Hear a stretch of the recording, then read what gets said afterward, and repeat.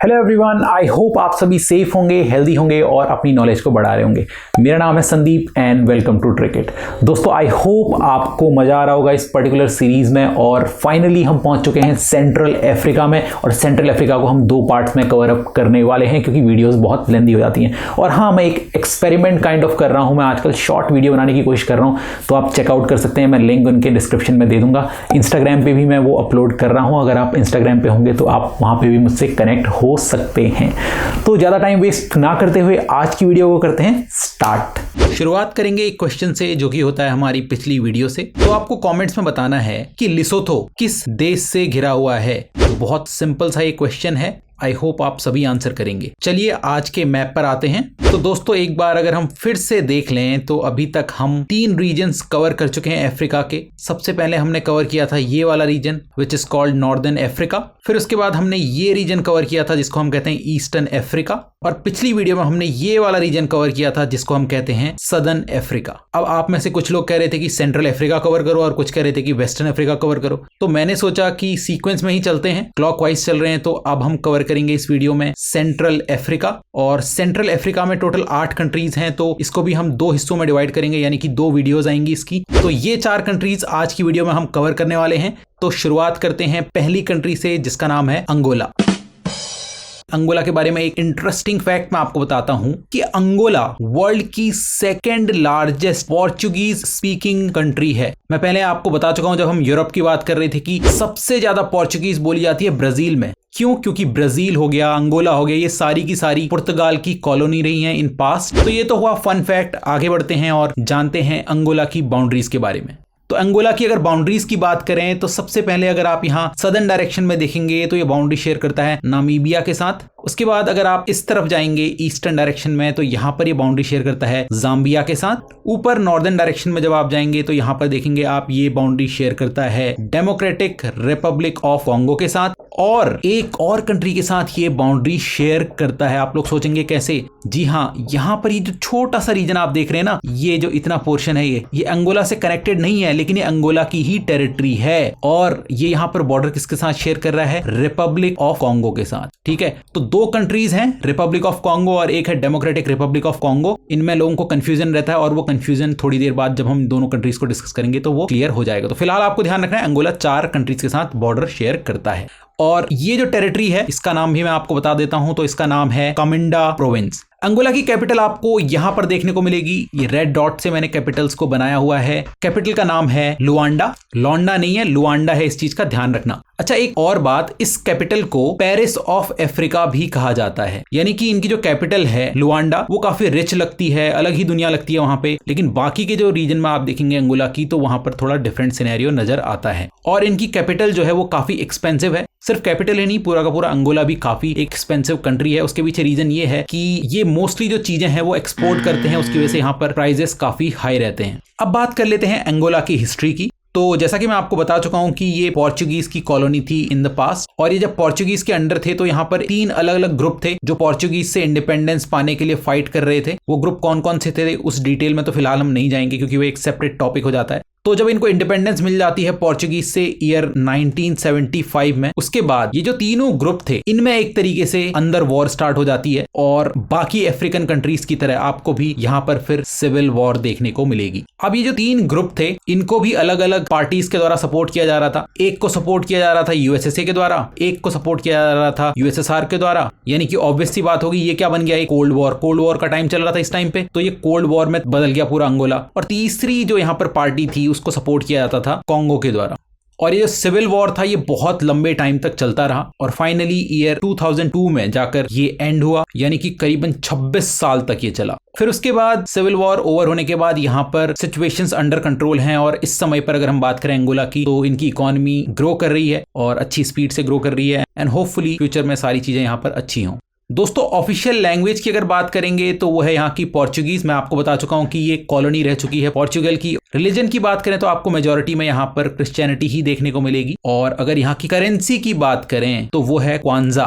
दूसरा fun fact ये है कि अंगोला में किसी गवर्नमेंट ऑफिस की फोटोज खींचना इलीगल है। साथ ही अंगोला की जो करेंसी है क्वांजा, इसको भी कंट्री से बाहर ले जाना इलीगल है।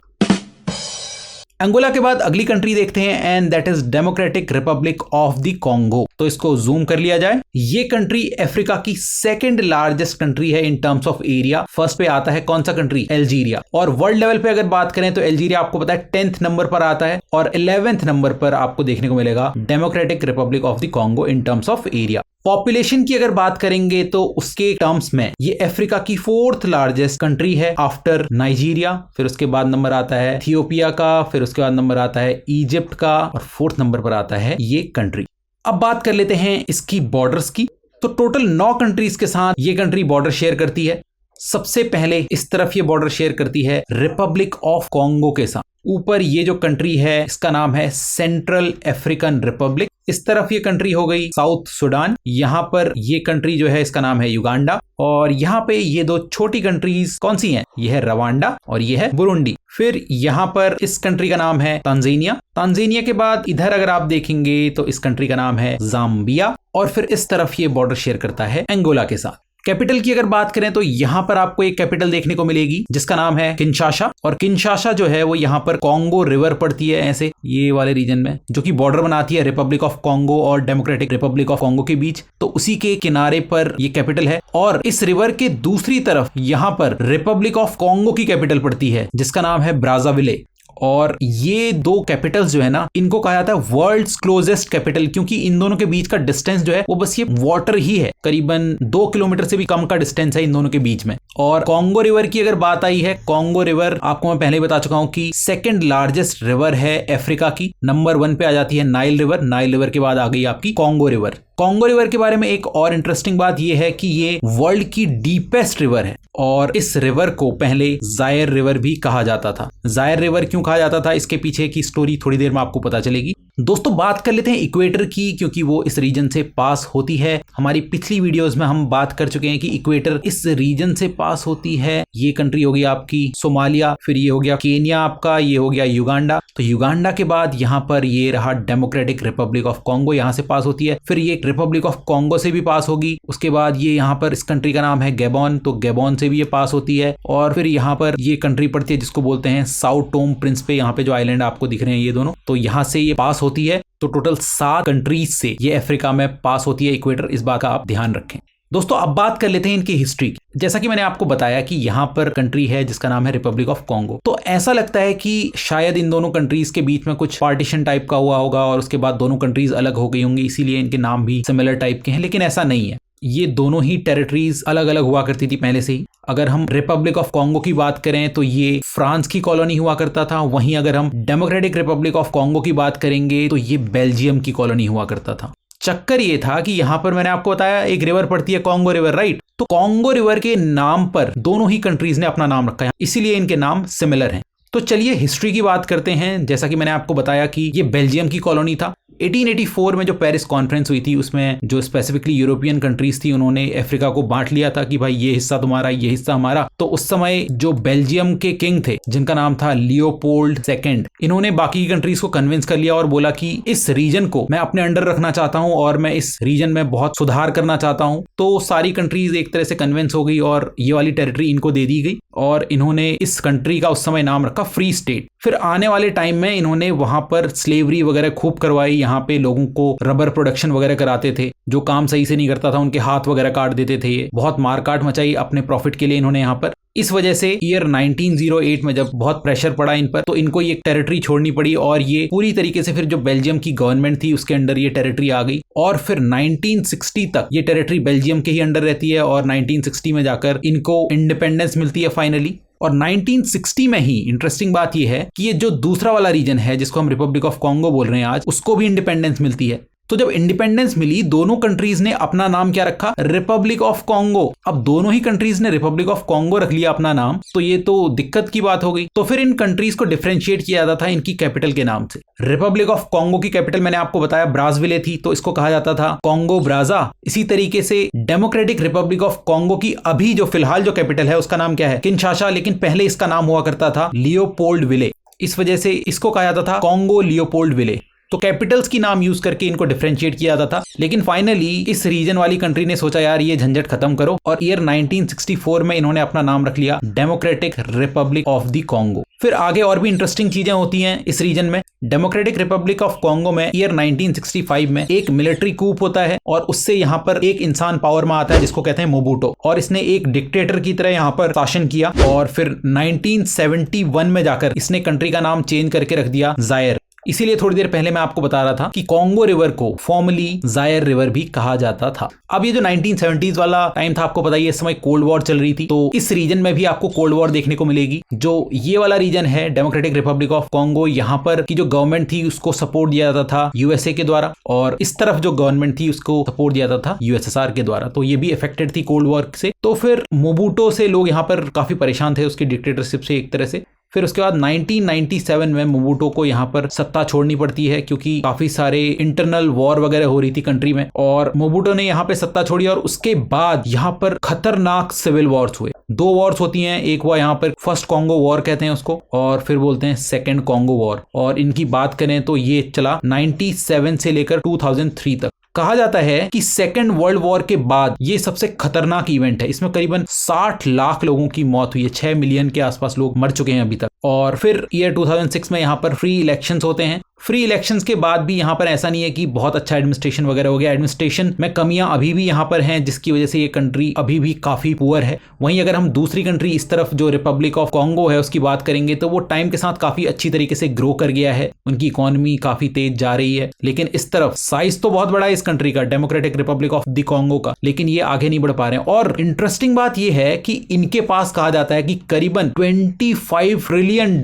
के मिनरल रिसोर्सेज हैं। $25 ट्रिलियन का मतलब आप ये मान लीजिए कि यूएसए की भी जो इकोनॉमी है वो करीबन $21 ट्रिलियन के आसपास है, जो कि वर्ल्ड की सबसे बड़ी इकोनॉमी है। तो इनके पास सिर्फ रिसोर्सेज इससे ज्यादा के हैं, लेकिन यहाँ पर एडमिनिस्ट्रेशन सही से चल नहीं रहा है। लोग जो वहां पर एडमिनिस्ट्रेशन संभालने वाले लोग हैं उनको कंट्री की कुछ खास फिक्र नहीं है, इसी की वजह से ये लोग इन रिसोर्सेज को भी ढंग से यूज नहीं कर पा रहे हैं। वरना अगर हम बात करें तो वर्ल्ड का सबसे ज्यादा कोबाल्ट इनके पास है, करीबन 60%। और कोबाल्ट कहाँ यूज होता है? लिथियम आयन बैटरीज में, जो हम मोबाइल यूज कर रहे हैं उसके अंदर क्या है, आपकी लिथियम आयन बैटरीज हैं, लैपटॉप के अंदर, अलग अलग डिवाइसेस के अंदर। उसके अलावा आपको यहाँ पर कॉपर देखने को मिल जाएगा, गोल्ड देखने को मिल जाएगा, जिंक देखने को मिल जाएगा, डायमंड देखने को मिल जाएगा, और भी बहुत सारी चीजें। तो बहुत ज्यादा पोटेंशियल है इस कंट्री में।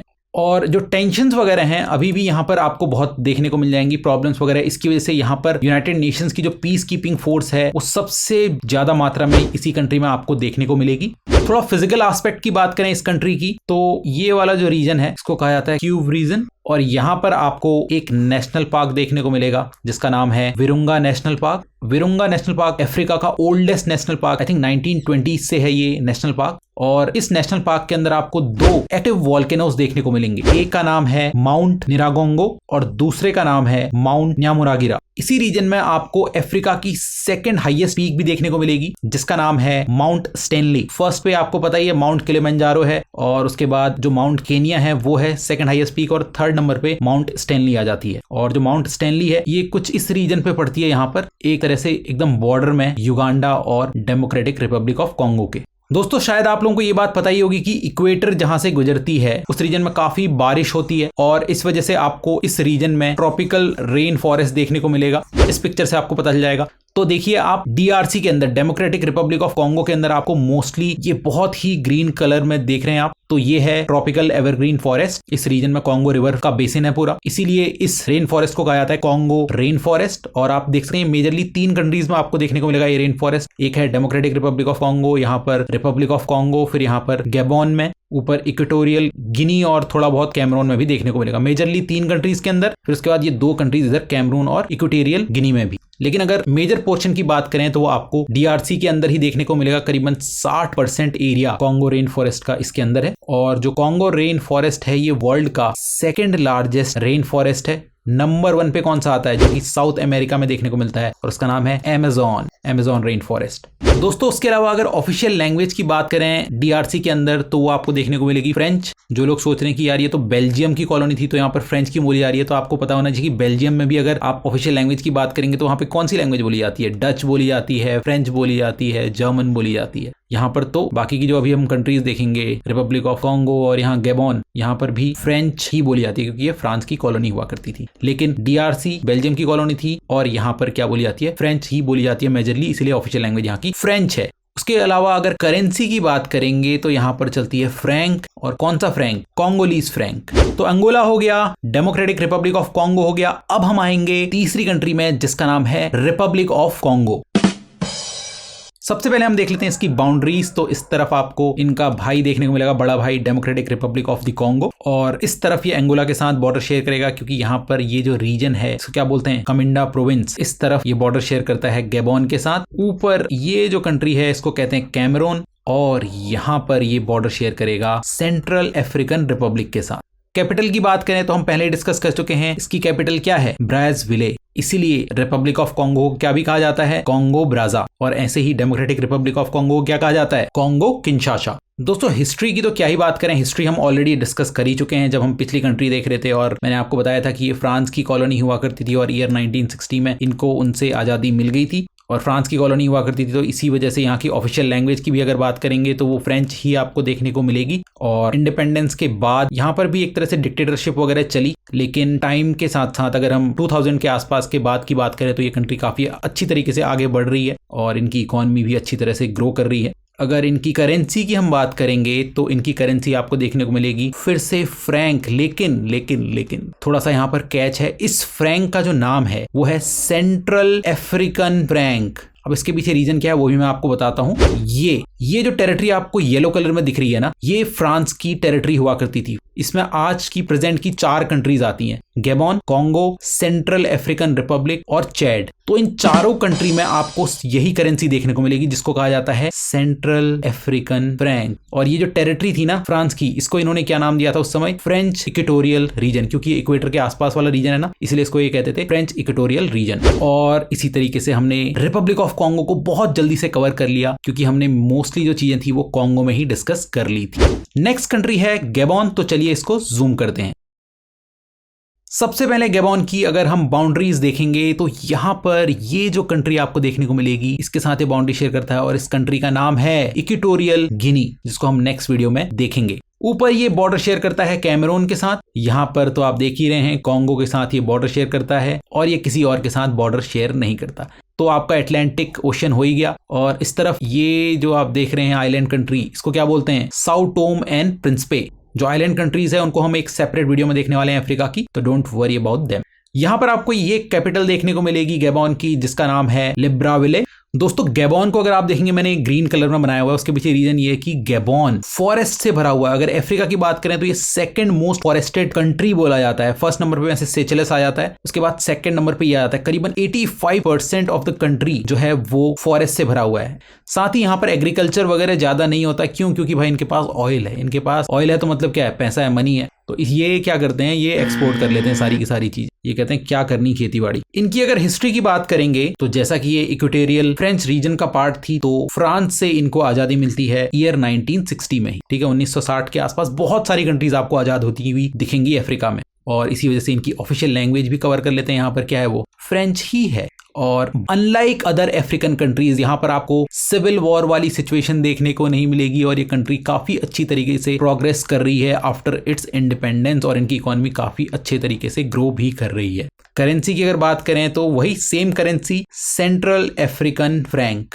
अच्छा हाँ, फिजिकल फीचर की बात करें तो यहाँ पर एक नेशनल पार्क पड़ता है जिसका नाम है लोआंगो नेशनल पार्क। लोआंगो में आपको हिपोज दिखेंगे, हिपोपोटामस, और वो आपको समुद्र में नहाते हुए दिखेंगे। इसीलिए लोआंगो नेशनल पार्क को लैंड ऑफ सर्फिंग हिपोज भी कहा जाता है। तो है ना इंटरेस्टिंग, सर्फिंग हिपोज। आपको ये वीडियो कैसा लगा, फीडबैक मेरे साथ जरूर शेयर करें। मैं आपके फीडबैक का हमेशा वेट करता रहता हूं और मैं मिलता हूं आपसे नेक्स्ट वीडियो में, जो कि होगी सेंट्रल अफ्रीका की हमारी दूसरी वीडियो।